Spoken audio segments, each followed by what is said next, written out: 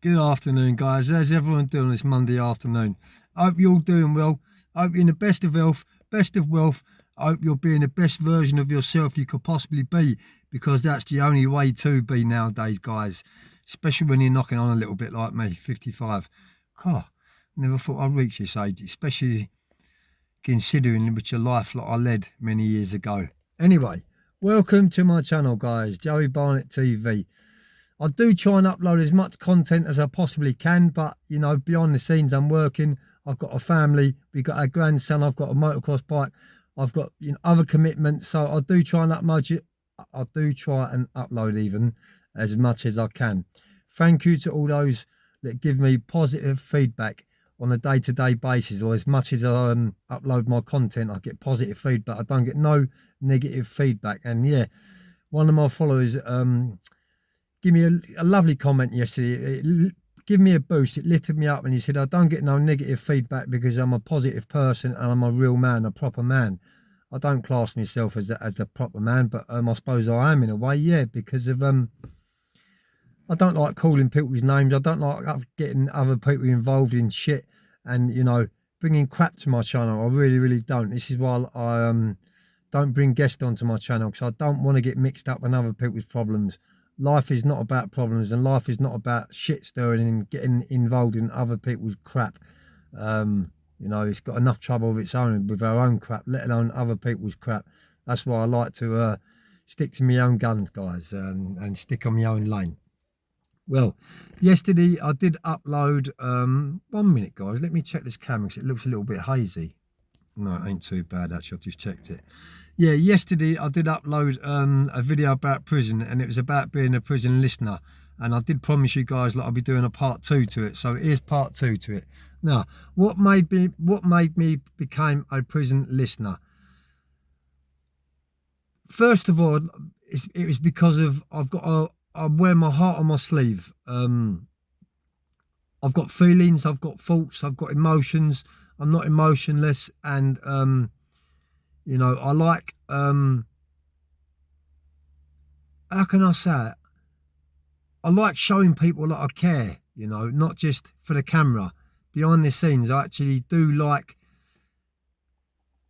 helping people out in general. That's just me all over. It really is, and that's what made me come out with the conclusion of becoming a prison listener, because I'd done the course. They run a course in Wayland, and I thought, why not? I'm a very good listener. I've always been good at listening. I've always had compassion. I've always had thoughts. I've always had feelings. I've always had emotions, and I've always known behind it, the picture of the suicide rate. Behind the scenes, it takes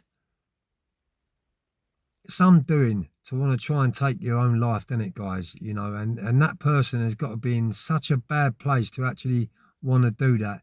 So for me personally, I was getting called out all hours of the morning, all through the night.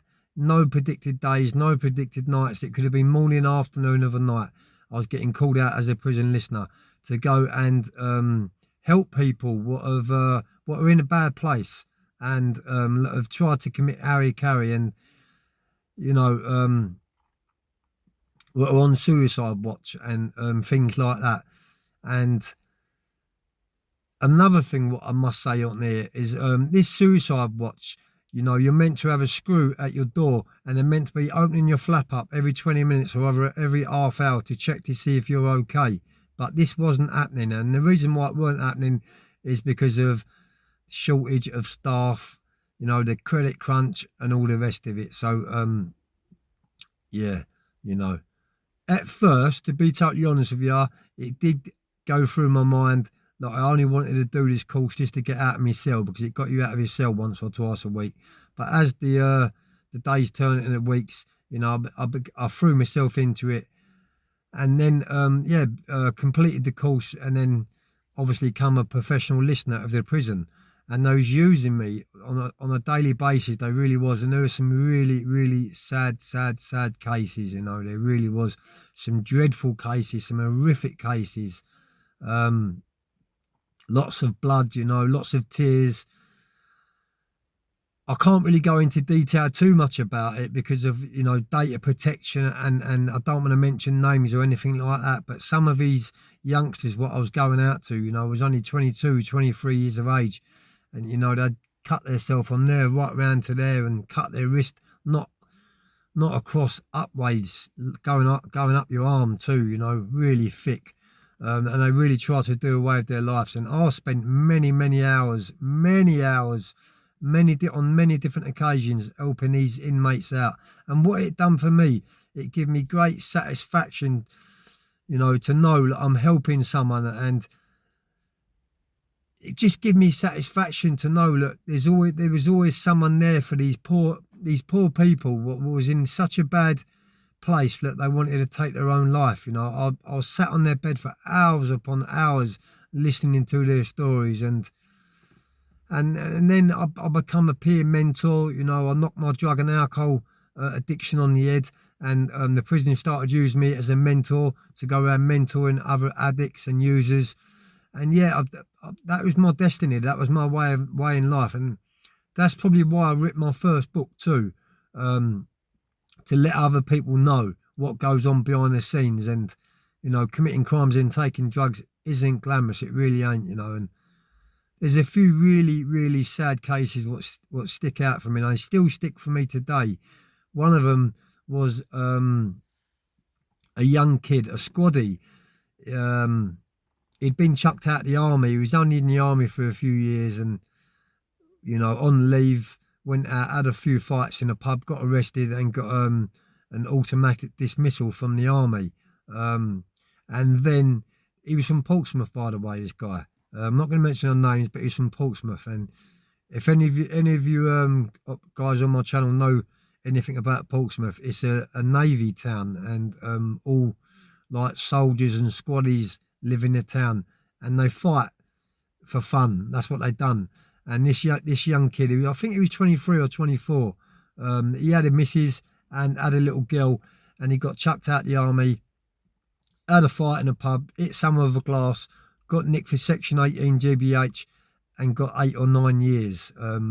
It was quite a bad Section 18. He stabbed the geezer in the neck with a pint glass, and the geezer nearly lost his life. You know, and I'm not glamorising crime. I'm not glamorising crime in any way, shape or form, because that is not the way round. You know, if you can talk your way out of a fight, or reason with the person instead of it coming to that, then you're always better to do that. You know, you really are, because life is short. It really is, and you don't want to cut it even shorter by doing silly things like that, guys.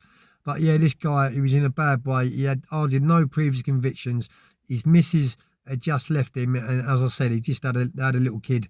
His missus had just left him, and he tried numerous times to take his own life. What he was doing is he was cutting his wrist, and he was going upways up his arm from his wrist right the way up to his elbow. And you know, I went in there one night, and it obviously hit the panic button. The screws had come. They'd bandaged him up.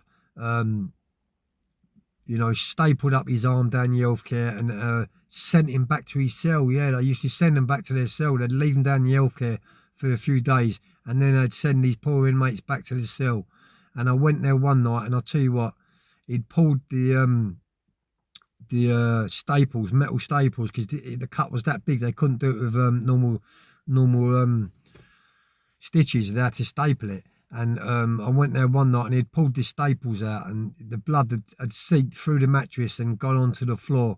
And it was horrific. It really was horrific. And he tried his hardest to do away with himself. He really did. And I sat there for many hours, you know, trying to reason with him and trying to calm him down, and trying to explain to him and let him know that one day it'll all come to an end and he will be out. You know, there's always a light at the end of the tunnel, but at that time, he couldn't see it at that time. You know, as far as he was concerned, his life was over because he was locked up. He was away from the woman what he loved. He was away from his kid, and that was his easiest way out at that time. But yeah, I kept going back there, kept going back to him, and listening to him and reasoning with him and talking to him, and just being someone like a shoulder to cry on. And in the end, he couldn't thank me enough, and he did actually pull himself out of it.